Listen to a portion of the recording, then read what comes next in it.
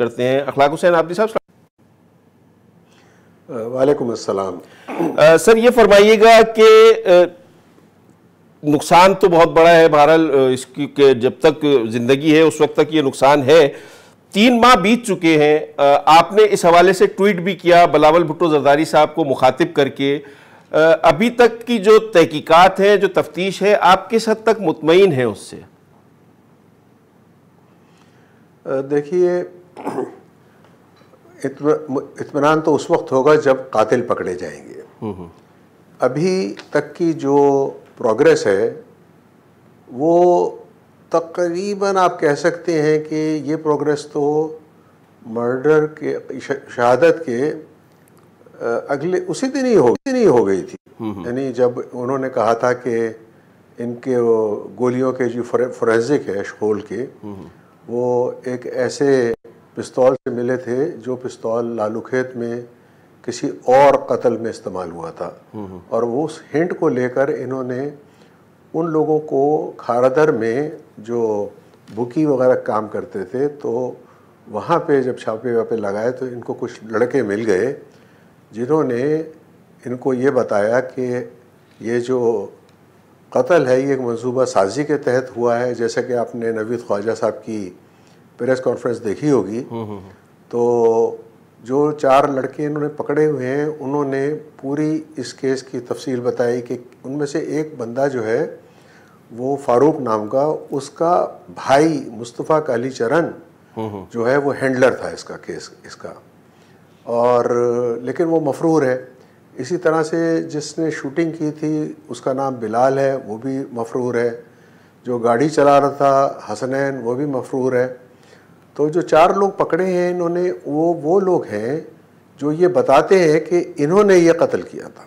और फिर उन्होंने पिस्तौल को के मूवमेंट में, ट्रांसपोर्टेशन में मदद की थी। और पैसे जो 8 लाख रुपए उन्हें किसी ने दिए थे वो जाकर लेकर आए थे ये। तो ये 4 बंदे जो हैं वो इस बात को तो कबूल करते हैं, लेकिन मुझे नहीं पता कि वो इनकी इस जुर्म की कितनी सीवियरिटी होगी और क्या इन लोगों को पकड़ने के बाद आज इतने अरसा हो गया तो अभी तक हम और लोगों तक क्यों नहीं पहुंच पाए। इसी चीज़ को देखते हुए मैंने कल ट्वीट किया था जिसका आपने जिक्र किया, बिलावल भुट्टो जरदारी साहब का, जो कह सकते हैं कि सिंध के बेताज बादशाह तो हैं वो, क्योंकि सिंध में इनकी 11 साल से हुकूमत है। बिल्कुल। और सारी पुलिस इनके अंडर में आती है, ये केस भी सीटीडी हैंडल कर रहा है। तो इसीलिए मैंने ये फरियाद कल उनसे की थी कि भाई आप आए थे, आपने आके कहा था कि जी हम इसको करेंगे और जुडिशल कमीशन भी बनाएंगे और उसको हल करेंगे, लेकिन हमें तो कोई नज़र नहीं आ रहा कि इन्होंने उसके बाद कोई इंटरेस्ट लिया। तो उस चीज़ को रिमाइंड कराने के लिए कल मैंने ये ट्वीट किया था उनसे, वरना ये तो मुझे पता है कि कुछ और इदारे हैं जिन्होंने काफ़ी इसमें दिलचस्पी ली है और लेने के बाद ये लोग पकड़े हैं।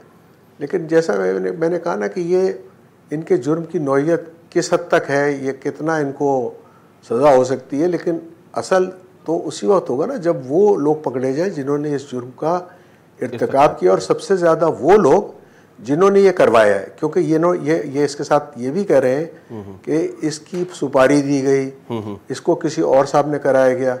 अच्छा, जैसे कि आपने अपने प्रीएम्बल में फरमाया, अली रज़ा आबदी की ना तो किसी से दुश्मनी थी और वो हरदिल अजीज किस्म की शख्सियत थी। बिल्कुल, ये ज़रूर मैं मानता हूँ कि उसकी अपनी पार्टी में, जहाँ से उसने बहादुराबाद से इलेक्शन लड़ा था, वहाँ पे बहुत सारे लोग थे जो उसको नहीं पसंद करते थे और इसीलिए उन्होंने उसको ज़मीनी में टिकट नहीं दिया, जिसकी वजह से उसका उनसे दिल टूट गया था। और इसी वजूहात की वजह से उसने पार्टी से इस्तीफ़ा दे दिया था।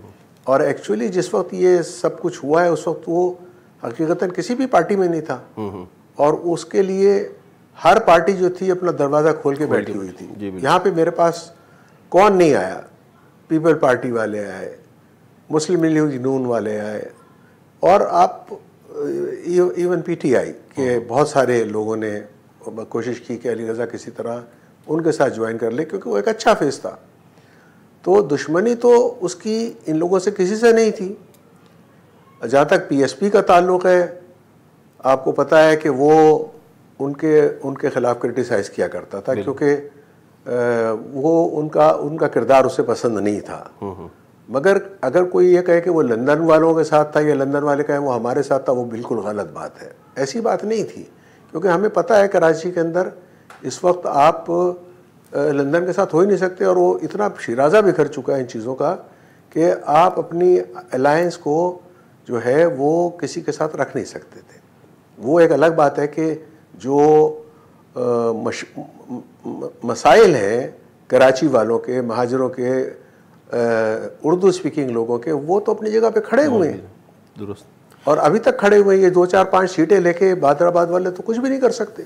अच्छा आबदी साहब ये फरमाइएगा कि बिलावल भुट्टो जरदारी साहब तशरीफ जब आपके घर पे लेके आए थे, ताज़ियत के लिए आए थे, क्योंकि बिलावल भुट्टो जरदारी साहब के हवाले से ये भी एक बात है कि वो इस ट्रॉमा से गुजर चुके हैं, उनकी वालदा भी दहशतगर्दी का शिकार हुई थी, तो एक म्यूचुअल दुख होता है जो वहाँ पे जब वो तशरीफ़ लाए तो अली रज़ा आब्दी की वालदा से भी मिले, तो वहाँ क्या गुफ्तगू हुई थी, क्या उन्होंने यकीन दहानी कराई थी उनकी वालदा को जिसका आपने जिक्र किया था, क्या वो यकीन दहानी थी?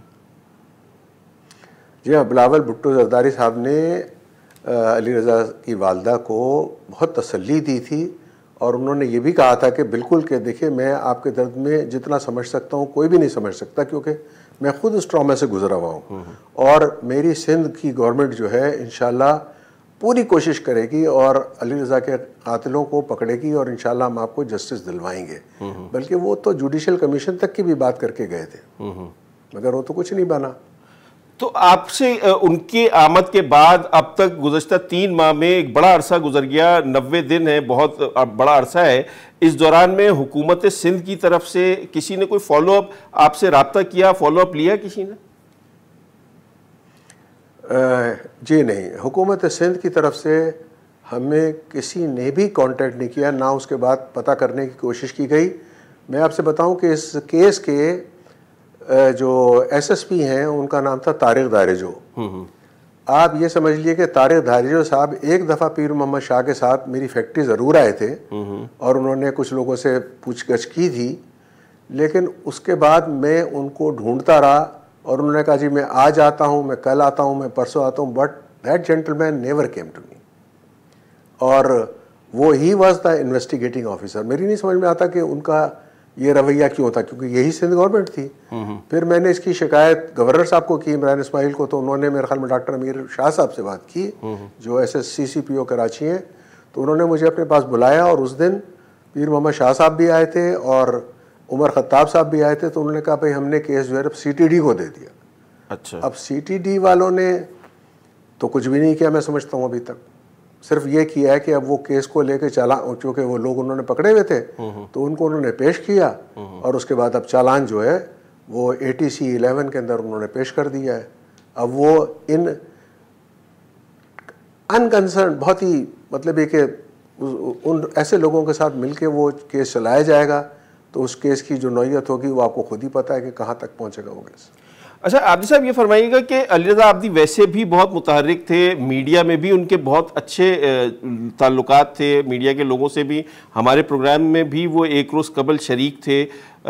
आपसे ज़ाती हवालों से किसी ने कोई राब्ता किया, जो हुकूमती नुमाइंदा तो नहीं बट पीपल्स पार्टी के कई लोगों से उनके ज़ाती भी ताल्लुकात थे, तो किसी ने ज़ाती हैसियत में आपसे राब्ता किया, कोई हेल्प करने की बात की, कोई ये कहा कि अगर कोई मसला है तो आप हमें बताएं, कोई इस तरह के राब्ते कहीं किसी भी क्वार्टर से आपके साथ हुए? बिल्कुल, आप इसको 0 से मल्टीप्लाई कर सकते हैं। किसी ने नहीं किया कोई राब्ता, हालांकि वो उस हद तक तो है कि ताज़ियत के लिए सब आए, वक़ार मेहदी से लेके और सईद गनी से लेके सब लोग आए, ताज़ियत सब ने की, लेकिन ताज़ियत करने के बाद ऐसे गायब हो गए जैसे कि उनका इससे कोई ताल्लुक ही नहीं है, ना उन्होंने कुछ करके देना है इसको। और जो जमात उनको क्लेम करती थी, जो उनकी शहादत के बाद भी आपके पास आए, फारूक सत्तार साहब भी, किसी से भी कोई राब्ता नहीं हुआ, किसी ने कुछ आपके साथ राब्ता नहीं किया? सिवाय फारूक सत्तार के और उनमें से कोई शख्स हमारे पास उसके बाद नहीं आया।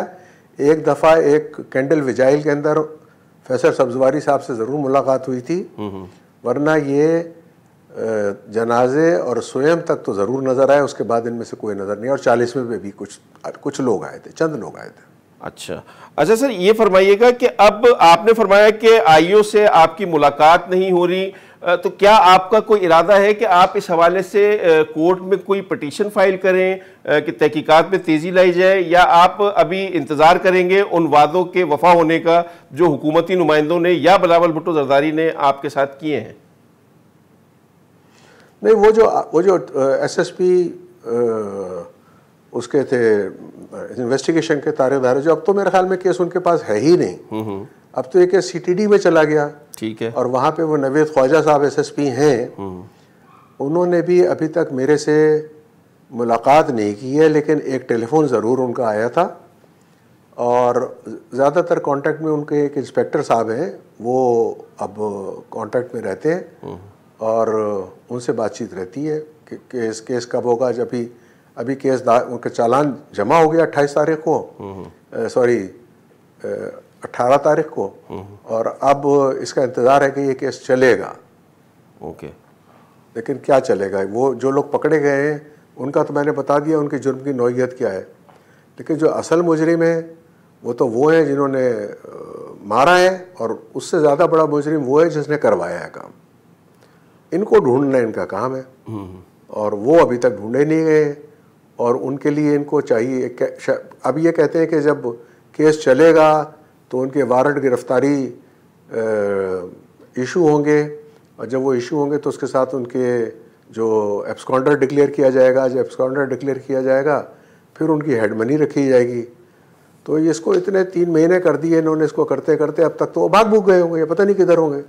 अल्लाह जानता है जिसने काम करवाया कि उसने उनको इधर उधर ना कर दिया हो।